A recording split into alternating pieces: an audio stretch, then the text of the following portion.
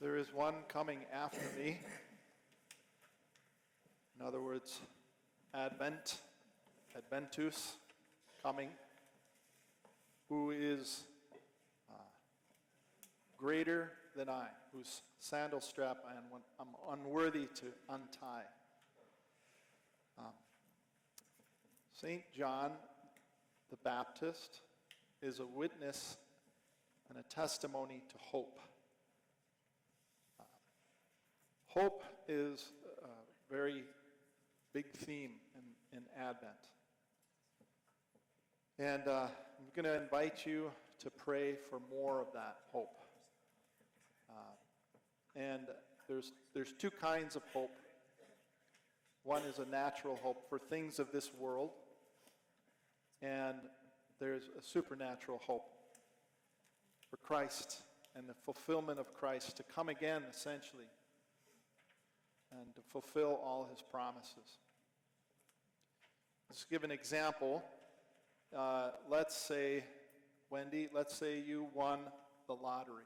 Now, I don't use to see, she's already celebrating. I don't like to use the lottery because I know it can be, gambling can be an addiction. But just for the sake of an example, so you won the lottery, and you're already excited. Now, you don't actually have the cash yet. Let's say you haven't cashed in.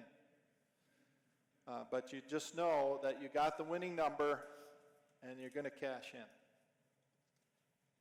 And hope for things, natural hope, is that space in between the good news, you won the lottery, and when you actually have that good news. And it's a confident trust that you are going to obtain that good news. Okay?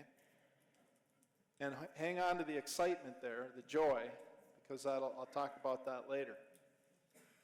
So how does this apply on a supernatural level? So on the supernatural level, Christ has come. He came the first time, and we've experienced him.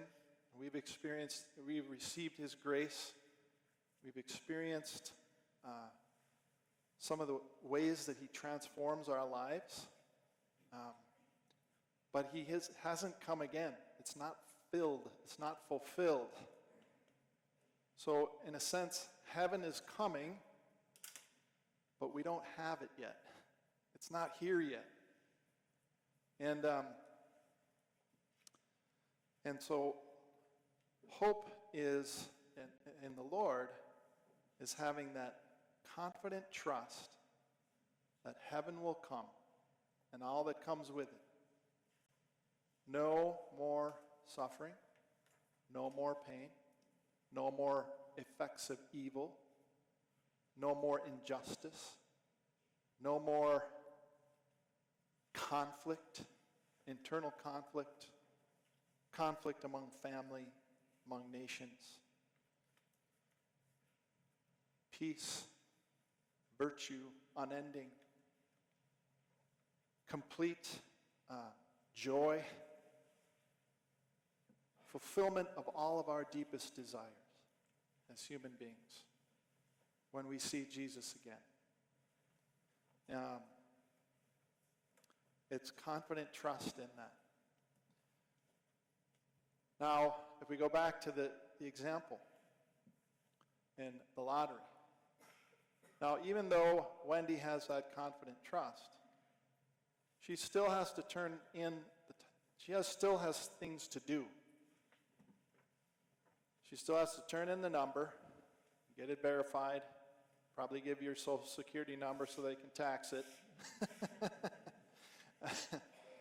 There's still things to do in order for her to cash in on the winning ticket.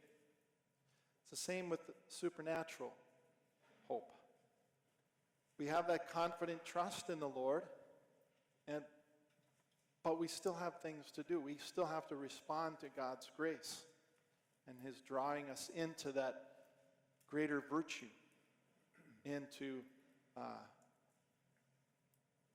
a trust in the means that He has given us to go to heaven, to make it to heaven, like His teaching, the grace of His sacraments, prayer. It would be like if we didn't do those things, we wouldn't be acting in hope. It'd be like wishing to win the lottery without actually buying a ticket. And so we still have things to do. And we can, there's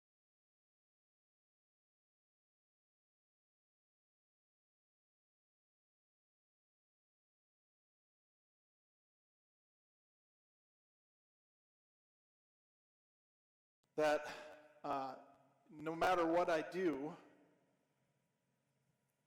I'm still gonna get the ticket. I can throw it out the window. I'm still gonna get the cash. I can throw it out the window. I can burn it. I can just forget about turning in the ticket, and I'm still gonna get the cash. That's called presumption. I can not pray. I can not do all these things that in hope we act on, that we will attain that prize, if you will, of heaven, that I don't have to do those things. The other way we can sin against hope is by despair. Despairing is saying, you know what? God can't give me heaven. He can't get me there. He can't forgive my sins. My sins are too great. I can never grow in charity and love. I can never grow in becoming who God created me to be, this great soul. I can never have greatness of soul. That's despairing. So it's a confident trust that God is coming. And when we do that, when we have that confident trust, deep, abiding, confident trust, we can relax and have joy. We know it's coming. We have some things to do. God will help us even to do those things. But we can rejoice, even though we don't have it yet. So if you want more of that virtue, if you want more of that virtue of hope in your life, I'm just going to take a minute of silence, and you can ask the Lord that you can be strengthened in the virtue of supernatural hope in the Lord. After a minute, I'll have something else to talk to you about. So we'll take a minute of silence, and I'll keep track of the time.